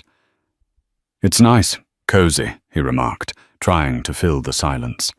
He glanced at her abdomen again, then back at her face. "May I ask, do you know the baby's gender?" She shook her head. "I want it to be a surprise," she said softly. "That's wonderful." William looked down, fiddling with the bag. Finally, he exhaled. "Sarah, I know showing up like this might be too forward. I'm trying to respect your space, but I'd also like to be more involved. I want to help with the doctor appointments, the nursery, anything you need." She studied him, noticing a sincerity in his gaze that hadn't been there during their last tumultuous months together. "Why the sudden change?" she asked. She recalled the humiliating nights she spent on the streets, clinging to her coat for warmth, while he mingled with venture capitalists. William's shoulders sagged. When I left, I was consumed by my ambition, believing I couldn't handle a relationship. I was terrified of failing. I did fail you in the worst way. Then once success arrived, I felt emptier than ever. All I had was money, status, and a hollow sense of accomplishment. He paused, voice raw. I realize now that none of it matters, without love, without people who truly care about you. I guess I'm trying to atone for that. I can't change the past, but I can try to be here now. Tears prickled Sarah's eyes. The sincerity in his voice shook her.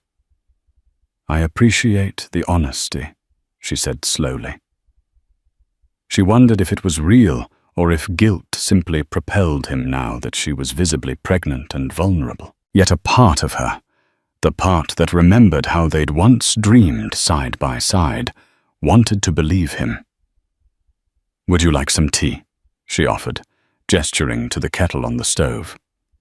He nodded gratefully. The two of them settled at the tiny kitchen table, sipping tea amidst the silence.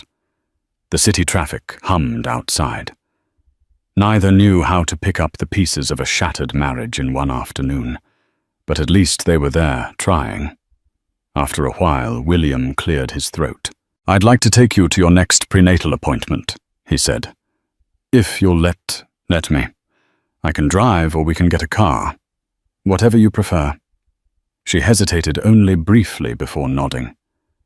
"That would be nice." Deep down, a small flicker of warmth lit her heart, something akin to hope. William accompanied Sarah to her next prenatal appointment at Bellevue Hospital. Miss Francis, the shelter nurse who volunteered there, greeted them warmly, but Sarah noticed the curious glances from staff members. She imagined they recognized William. His face was plastered across business headlines. Yet to his credit, he didn't flaunt his status. He simply held Sarah's coat while she changed into a gown and asked the doctor thoughtful questions about the baby's development. They heard the baby's heartbeat again, steady and reassuring. William's expression softened, and Sarah saw tears in his eyes. A powerful wave of emotion struck her. It was the first tangible moment she realized he truly cared about the child. On their way out, he placed a gentle hand on her back, guiding her through the bustling hallway. She allowed the small gesture, longing for closeness, yet keeping her guard up. In the hospital lobby, they unexpectedly bumped into a familiar face, Barbara Donovan Williams' mother. Her short silver hair was styled elegantly, and she wore a designer coat. She froze upon spotting her son with Sarah. "William," she exclaimed. Then her gaze flicked to Sarah's round belly, and her eyes narrowed. "I heard rumors, but I thought you two were done." Sarah instinctively braced herself. She recalled the tension with her mother-in-law, who never quite warmed to her. Barbara had always found subtle ways to criticize Sarah's family background and modest means. She also blamed Sarah for distracting William from more important ambitions. William squared his shoulders. "Mother, this is Sarah. My wife. She's pregnant with our child." Barbara's lips pressed into a thin line. "So you're reconciling?" she asked, voice laced with disapproval. Sarah couldn't hold back. "I wouldn't call it that," she said quietly. "We're trying to figure things out, at least for the baby's sake." Barbara sniffed disdainfully. "William, you have far too many responsibilities to let old mistakes drag you down." She eyed Sarah as if she were an intruder. "Why didn't you tell him you were pregnant sooner?" A flame of anger rose in Sarah. "I tried. He left, and I had no way to reach him. And trust me, I wouldn't call carrying your grandchild a mistake. William gently took his mother's arm. Enough, Mother. The baby is my responsibility, and I won't have you speak to Sarah that way. We're not discussing this here in a hospital lobby. Barbara sniffed again. We'll talk later, William. She glared at Sarah with thinly veiled contempt, then turned on her heel and walked away. Heart-pounding, Sarah noticed people staring. She blinked back tears, humiliated by the confrontation. William's jaw was tight. I'm sorry. She had no right to talk to you like that, he said softly. But Sarah's mind raced. She recalled how Barbara had once told her she wasn't good enough for William, that he needed a partner more on his level. Now wealthy and successful, William's family clearly saw Sarah as an obstacle. It's fine, she muttered, though her trembling hands said otherwise. I'll manage. They walked outside, the crisp air hitting their faces. William turned to her. Please don't let her get to you. She doesn't speak for me. Sarah found her resolve. I won't. But if we're going to co-parent, I need to know you'll stand by me, not be swayed by your mother's opinions. He nodded, eyes earnest. I promise. Though his promise felt genuine, Sarah couldn't ignore the chill left by the confrontation. She remembered the nights when William's mother belittled her for dreaming of being a writer, for lacking financial security. Would that negativity poison their child's life too? Or had William grown enough to shield his new family from it? Only time would tell. On the drive back to Sarah's apartment, the tension was palpable. William tried to make small talk about the baby's due date, about nursery decor. But Sarah was lost in her thoughts. In a rare moment of vulnerability, he admitted quietly, my mother was always controlling. Part of why I left was because I felt suffocated by her expectations, by the pressure of success. I let that overshadow you and me. I'm sorry. Sarah clutched her seatbelt. What's done is done, she said, voice steady. Let's just focus on the future, on doing right by this baby. That's all that matters. Inside, though, her emotions churned. Could we really have a future together? She wondered. Or is it just going to be co-parenting with a man I once loved? At her apartment, he walked her to the door. Call me if you need anything, he said softly. She nodded, uncertain if she'd ever be ready to let him fully back into her life. The final weeks of Sarah's pregnancy arrived with a swirl of conflicting emotions. Her belly felt enormous, every movement an effort. Sleep eluded her, replaced by a blend of excitement and anxiety about the impending birth.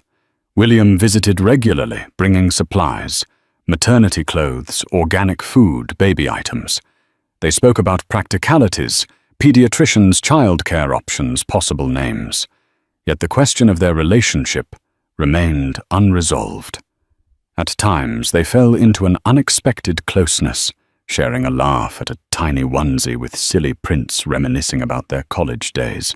In those moments, Sarah glimpsed the man she fell in love with, his eyes warm and tender. But the memory of abandonment always lurked. She couldn't easily forget sleeping on sidewalks, shivering in the winter cold, all while he soared to stardom. Trust would not be rebuilt overnight. One evening she typed away at a short story, her old passion for writing rekindling, when a gentle knock came at the door. She opened it to find William in casual clothes holding a large container of homemade soup. You mentioned in passing that you craved chicken soup, he said, smiling sheepishly. I asked my personal chef to make a batch. Don't worry, I didn't cook it myself. That would be disastrous. Sarah's laughter slipped out before she could stop it. Thank you. That's thoughtful. He set the container down, noticing her manuscript drafts scattered across the table. "Are you writing again?" She blushed, nodding. "Just trying to get the creative juices flowing. Something for me, you know, to find myself again." He asked if he could read a snippet. She hesitated, then allowed him. He read quietly, eyes darting across the page. When he finished, he looked up, an admiring expression on his face. "This is really good," he said softly.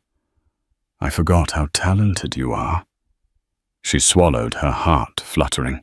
He was praising her, not dismissing her efforts as frivolous, like he once had. "Thank you," she whispered. They talked about the story about a lone traveler who finds hope in unexpected places. The conversation flowed naturally, reminiscent of their younger selves. At one point, he gently placed a hand on her belly, feeling the baby kick. A shared smile passed between them, something both tender and uncertain. Later that night, as he left, she lingered at the door. "William," she said softly, "I just want you to know. I see you trying. I appreciate it." He exhaled, relief washing over his face. "I'll keep trying, Sarah." But the next day, chaos returned. William called her in a panic, asking her to watch the news. Another business scandal had broken out, accusations that Donovan Enterprises engaged in questionable stock trading. Rumors swirled that William's mother, Barbara, had been pulling strings behind the scenes, orchestrating backdoor deals.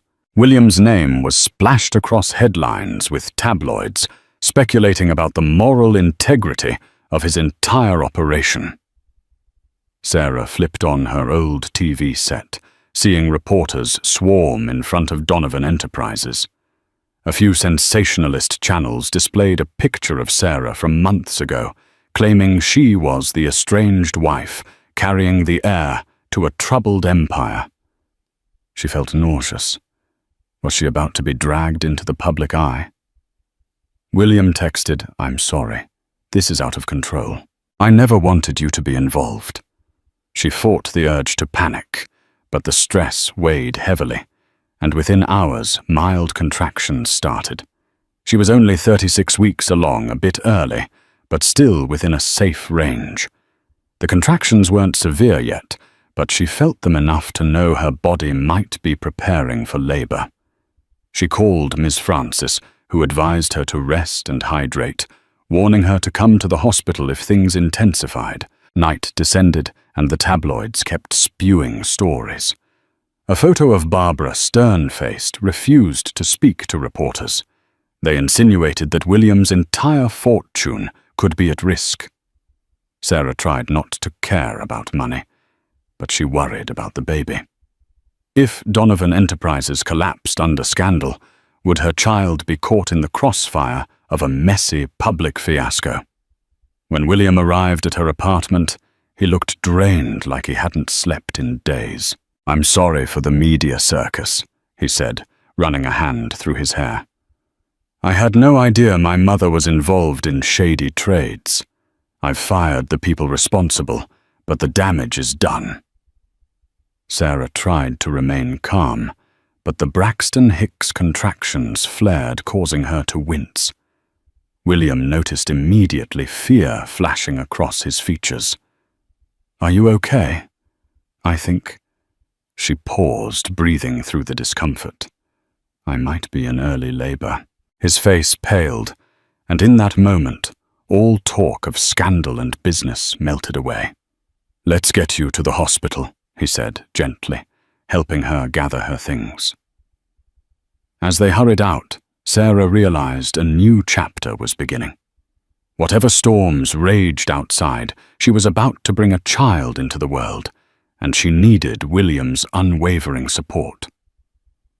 Inside the maternity wing at Bellevue Hospital, time seemed to slip into a blur of fluorescent lights, medical chatter, and waves of pain.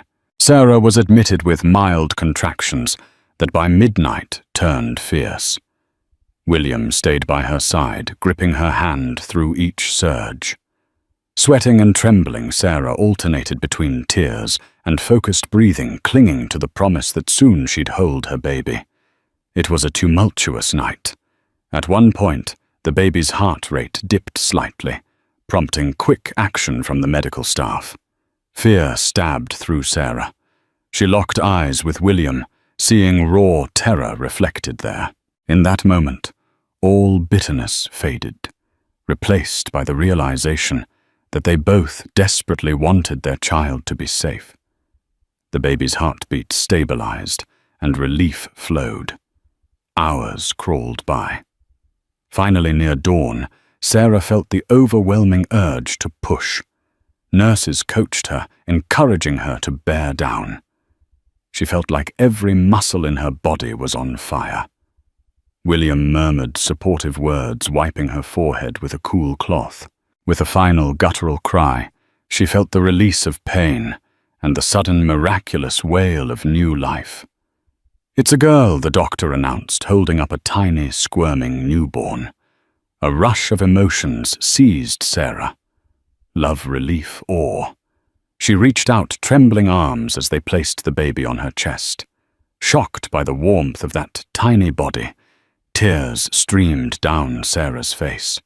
William's eyes glistened too, a rare vulnerability she'd never seen in him before.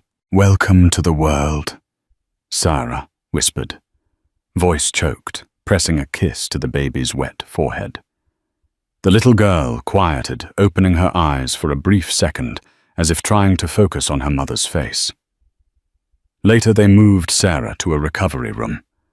William remained close, pacing the hallway, on calls to his legal team, but always returning to check on Sarah and the baby.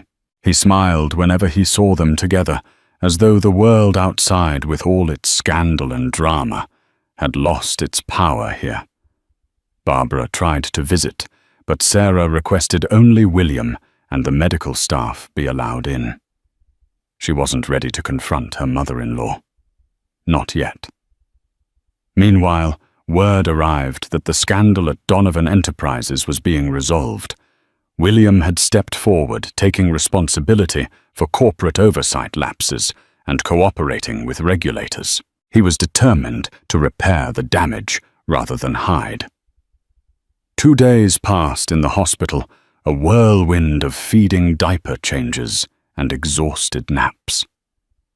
Sarah watched William hold their daughter, marveling at how gently he cradled her. They hadn't formally picked a name. Sarah had half a dozen favorites. While gazing into her daughter's round, curious eyes, she decided on Hope. It felt fitting. This tiny baby was the embodiment of new beginnings. When discharge day came, William insisted on driving them to Sarah's apartment. He carefully carried the car seat, setting it up by the living room couch. Sarah gently unbuckled Hope, lifting her close. For a moment, they stood together in the quiet apartment, the hush broken only by soft baby sighs. "I want to make a pledge," William said, voice low. "To be here for you and Hope, always. I know I can't erase the past, but I swear I'll do everything in my power to make our future better." Sarah gazed at him, then at Hope. Her heart brimmed with a kaleidoscope of emotions: uncertainty, gratitude, a cautious desire to heal. "It won't be easy," she murmured. "We have a lot to work through, but I'd like to try." He exhaled relief, flooding his features. "We'll go at your pace. Whatever you need." She nodded, tears glimmering. Over his shoulder, she saw a reflection in the window herself, William and Hope in his arms, forming a fragile family portrait. Perhaps fate had brought them full circle. The child they created now bound them with a love that neither betrayal nor success could sever. For weeks they navigated those uncharted waters. William balanced corporate responsibilities with fatherhood, often losing track of time as he admired his sleeping daughter. Sarah slowly let her guard down, recognizing that while forgiveness would be a journey, she didn't have to walk it alone anymore. Each day, she felt stronger. Each day, baby Hope grew a reminder that life could emerge triumphant, even from heartbreak. Whether or not Sarah and William's relationship would fully mend remained to be seen. But for the first time, she believed in second chances. In a world as unpredictable as theirs, one truth shone clear. Love, when nurtured, can heal even the deepest wounds. And so from the frigid sidewalks of homelessness to the gentle warmth of a newfound family, Sarah and William's story shows that life rarely unfolds as expected, but hope can spark miracles. Their journey reminds us that every hardship carries the seed of possibility, and every broken bond can mend with genuine remorse, forgiveness, and perseverance. Thank you for joining me in this emotional roller coaster of heartache, redemption, and rebirth. If this story moved you, if you felt Sarah's struggles and found inspiration in her resilience, please take a moment to like, share, and subscribe to this channel. Your support ensures we can continue creating dramatic, heartfelt stories that spark conversations and spread hope. Comment below. What part of Sarah and William's journey resonated with you the most? Share your thoughts, and let's keep the conversation going. Together we celebrate love's power to heal no matter how broken the path once seemed.